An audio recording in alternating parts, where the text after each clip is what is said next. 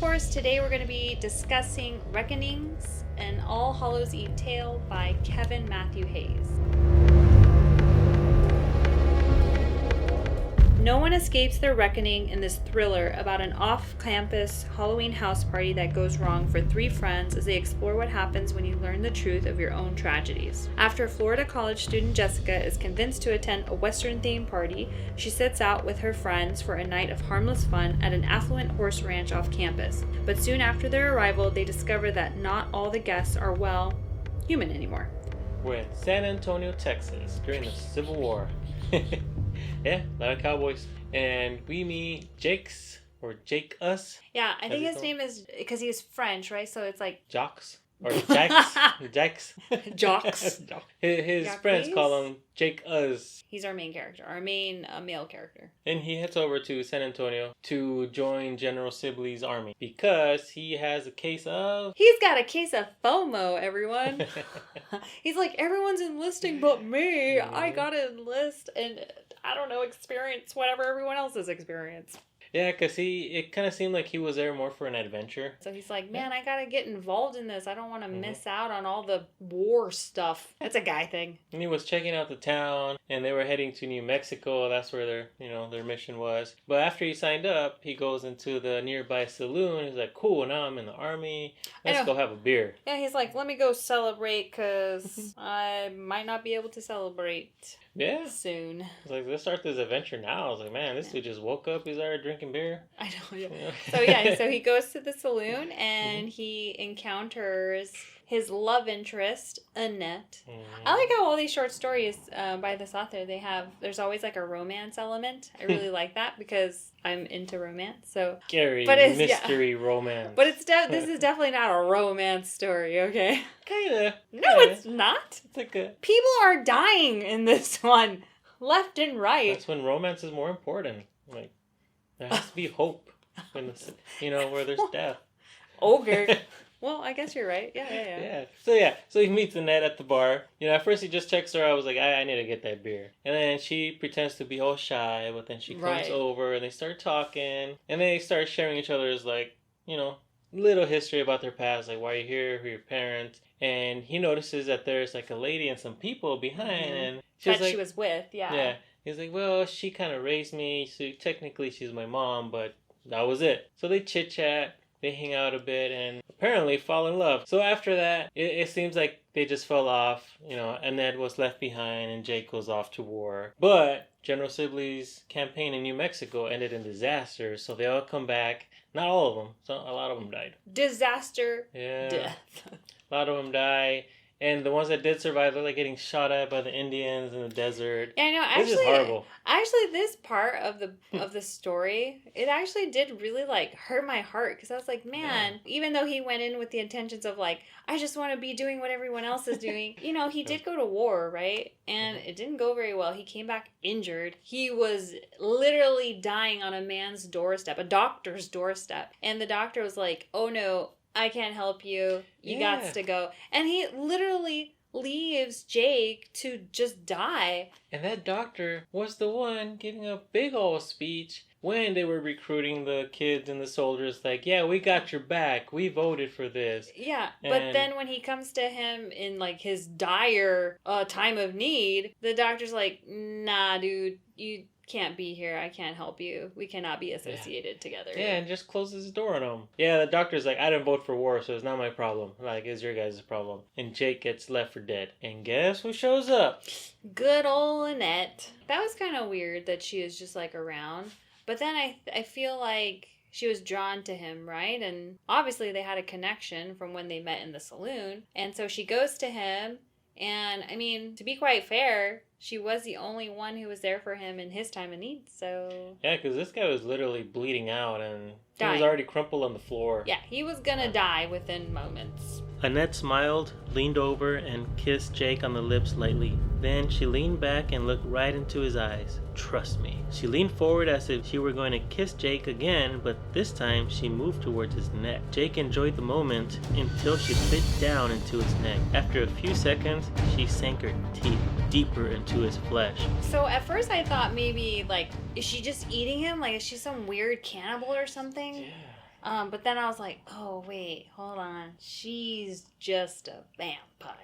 We all love vampires. Or she just likes biting necks. I don't know. So that was like part one of this story, right? So now we're leading into part two, and we're kind of taking into a more contemporary atmosphere, right? So it's Halloween night. College in Gainesville. College in Gainesville. And we're introduced to our second female main character, that is Jessica. And she's just college in her student. dorm. Yeah, she's in her dorm. She's doing her homework like she should be, like a good student. And then her friend's like, you're always doing all the right stuff. You never go out and hang out with us. You already got straight A's. Like, yeah. let's go out. Let's go out. It's Halloween. Come out, please. And then she shares like a whole story that my grandma never let me go out at night because my mom left one night and never came back. Right. Which, that's crazy, dude. I would have been like, wow, let me sit down and let me hear some more of that. That's crazy. But you know what Ashley does? Yeah, Ashley's like, oh, that's sad.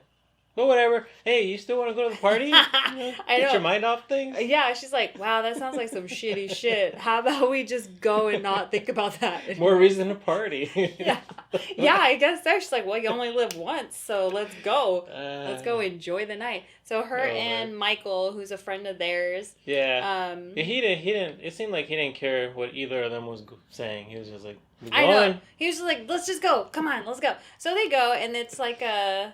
It's supposed to be at a barn. Well, no, it's like this really rich family's like place. It's like a barn. It looked like a barn, but it was just a big house from like this wealthy family. Yeah, so they go and they're they have a good time. They're dancing. And the whole reason why Jessica went is because they promised her that they were going to stay together. Right. They weren't going to leave her alone, but freaking Michael... Right off the bat, yeah, Michael's just like, whoa, I see a pretty girl, I am gone. So he was gone right away. I know. And then Ashley leaves to talk to some other friends because she notices this cowboy eyeing Jessica. Yeah. And as soon as they met eyes, she's like, all right, see, I got to talk to the so-and-so. Yeah, peace out. You're going to do just fine with that hot cowboy. And I think it's perfect, too, that he fit in so well, right? Because he comes from a Western background, and then we're reintroduced to him at a cowboy Indian party, Halloween. Yeah, at a Western-themed Halloween party. So his attire works great, right? So she's not questioning it. She's just like, oh, that's pretty cute or whatever, and he's cute. So they get to dancing, and they get a little close, and then he's like, hey, you want to just go outside and get some fresh air? I won't try anything on you, promise. Right, like he's being a gentleman, and he is, right? Even from the very beginning, he's always been very gentlemanly. And I feel like he did a pretty good job most of the time being a gentleman with her on their way outside and things. Not being pushy. But whatever, they get to talk, and then they start talking about his costume. Right. Because when she looks closer, he's not a cowboy. Right. He's wearing like a army uniform. Yeah, and he's definitely not trying to deceive her in any way. Like, she asks questions, and he answers them honestly.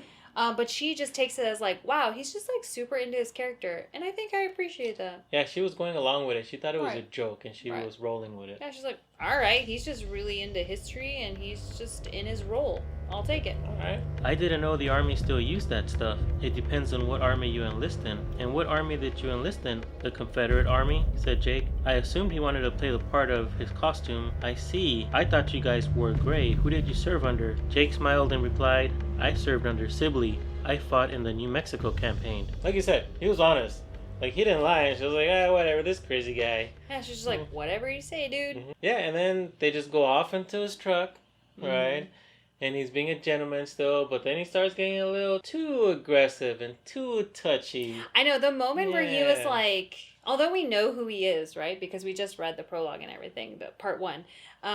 With any stranger, any person you just met, you should not get in their truck. Especially with her knowing my mom went out one night and never came back. Like, what if this was a similar situation? You know what it was? He did turn on the music, and they did dance in front of the truck for a little bit. Oh, it was the dance that It is like a Luke Bryan country song dance in front of the headlights. All romantic. 4x4 or whatever. So she got caught up in the romance of it all. Okay, I guess. And she did say that something soothing about his voice or something made her more comfortable. The vampire in him. Yeah. I mean, although we already know, like, they're vampires and stuff, I was just kind of like, oh my god. Yeah, and that kind of kickstarts the whole wild Man. ride. I really feel like the author does a really good job at like creating that suspense, creating that thrill, right? The shock factor is definitely there in the right places. It's well paced. There's a lot of action even in this, which I wasn't expecting. I just thought it was going to be similar to the previous book that we read by this author. I just thought, oh, it's going to be just like horror and, scary stuff. Yeah. But I was like, whoa, this actually turned a little bit of action and like high-speed chase and yeah, like hand-to-hand combat. There's some sword action. It was crazy. Thanks for hanging out with us, guys, and be sure to check out Reckonings and All Hallows Eve Tale by Kevin Matthew Hayes.